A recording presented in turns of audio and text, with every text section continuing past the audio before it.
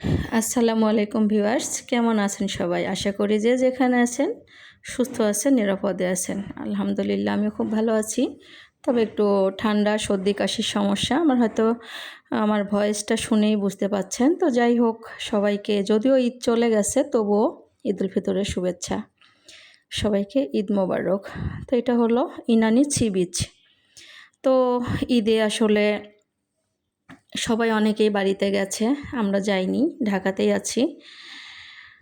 তো আমি বলবো যে আমার এটা ব্যক্তিগত মতামত, কেউ কোনো মন্তব্য করবেন না, প্লিজ মাইন্ড করবেন না। এটা হলো আমার ব্যক্তিগত মতামত যে যদি সামর্থ্য থাকে, সামর্থ্য তো সবারই আছে, যদি সুযোগ থাকে তাহলে আমি বলবো যে আত্মীয় স্বজনের কাছে না গিয়ে ঈদে যদি এরকম কোনো প্রাকৃতিক সৌন্দর্যের, প্রাকৃতিক দৃশ্যের কাছাকাছি যাওয়া যায়, আমি বলবো আত্মীয় স্বজনের থেকেও গ্যারান্টি দিতে পারি মনটা দ্বিগুণ ভালো হয়ে যাবে। সেটা হতে পারে পাহাড়, হতে পারে সমুদ্র, হতে পারে যে কোনো পর্যটন এরিয়া। কারণটা কেন বুঝিয়ে বলছি, কারণ আমরা তো ঈদে বা ছুটি ছাঁটায় বা অবসরে বাড়িতেই আমাদের ফ্যামিলি যারা আছে তাদের কাছে আমরা সবাই চেষ্টা করি সময় কাটানোর জন্য ছুটে যাই।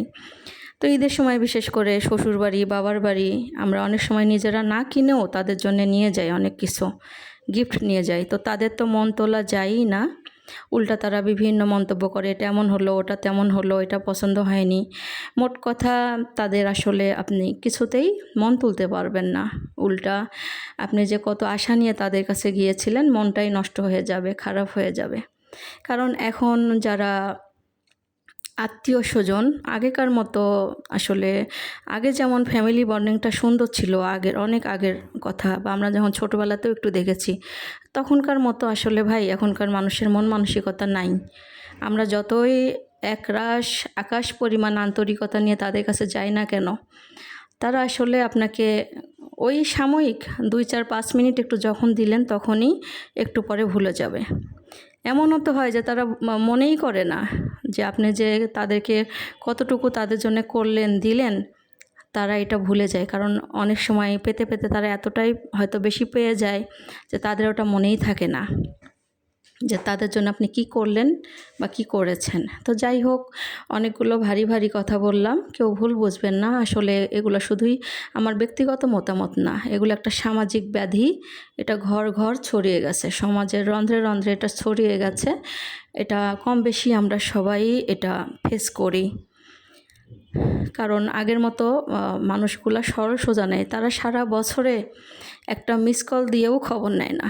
আবার যখন জরুরি কোনো প্রয়োজন হবে, তারা তো কোনো দিন 2টা টাকা খরচ করে কোনো দিন ফোন করে খবর নেবেই না, তো মিস কল দিবে। আপনি হয়তো ব্যাক করে কথা বলবেন, তারপরেও তাদের আপনার প্রতি অভিযোগের শেষ নাই।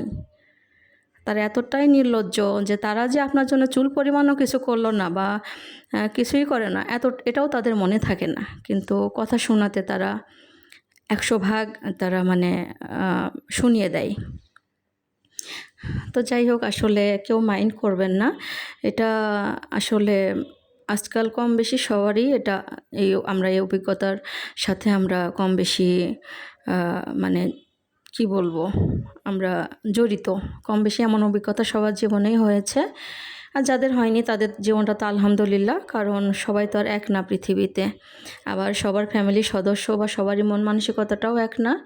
তো যাই হোক, এই তো এখানে অনেক ঘোরাঘুরি, অবশেষে এখানে আমি সূর্যটাকে ধরবার খুব চেষ্টা করলাম। আমার যে উনি খুব চেষ্টা করলো আমার হাতে সূর্যটাকে এনে দিবার, এই ডুবন্ত সূর্য, খুব চেষ্টা করেও আমাকে আধা ঘন্টার মতো দাঁড়িয়ে রেখে আমার হাত ব্যথা হয়ে গেছে, একবার ডান হাত, একবার বাম হাত, একবার 2 হাত, কোনোভাবেই উনি আমার হাতে আর সূর্যটাকে ধরিয়ে দিতে পারছে না।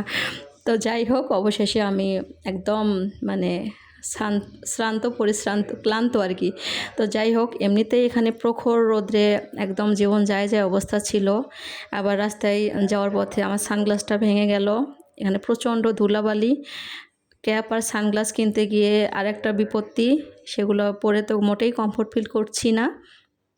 তো যাই হোক, অবশেষে এই ডুবন্ত সূর্যটাকে দেখছি মন ভরে, প্রাণ ভরে। কারণ ওই দিনই আমাদের ঢাকায় ফিরে আসার পালা, রাত্রে আর কি, রাত 8টার গাড়িতে। ইচ্ছে করছে না যে ঢাকায় ফিরে আসি, কিন্তু কি আর করার, বাস্তবতা। সেখানে তো চাইলেই থেকে যাওয়া যাবে না, কারণ অতটা সামর্থ্যও তো আমাদের নাই। তো যার যেখানে আল্লাহ পাক ভাগ্যে রেখেছেন তার সেখানেই বসবাস করতে হবে।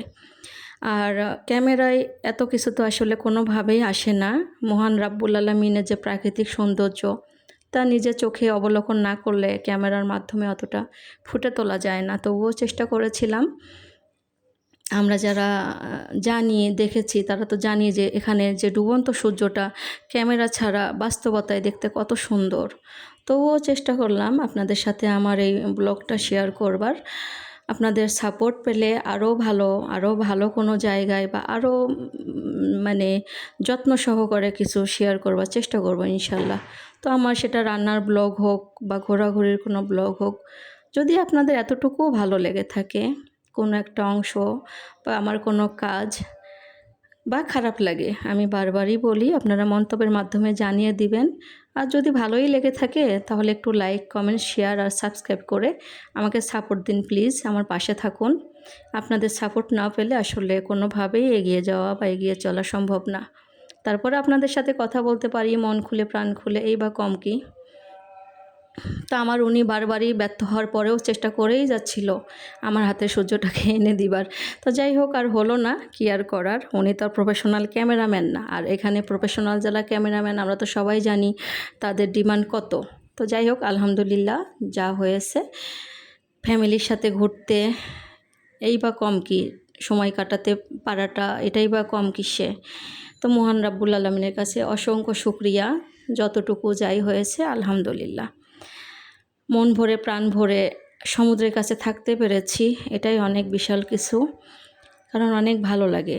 তো সামর্থ্য থাকলে আমি বলবো চেষ্টা করবেন আত্মীয় স্বজনের কাছে না গিয়ে, হতে পারে সমুদ্র, হতে পারে পাহাড়, বা হতে পারে যে কোনো পর্যটন স্পট, সেখানে যাওয়ার। কারণ সেখানে গেলে আপনার টাকা খরচ হবে, মনটাও ভালো হবে। আর আমরা এক গাদা টাকা খরচ করে আত্মীয় স্বজনের কাছে যাই, কিন্তু আসলে তাদের ওই রকম মেন্টালিটিটা আমরা পাই না, উল্টা মনটা ছোট হয়ে যায়। তবুও তো যেতেই হয়, কি আর করার। এই তো কয়েকদিন পরে ইনশাল্লাহ বাড়িতে যাব, যেতে হবেই শিকড়ের টানে, 2-1 দিনের জন্য হলেও। তো বিদায় নিলাম, সবাই ভালো থাকবেন, আল্লাহ হাফেজ।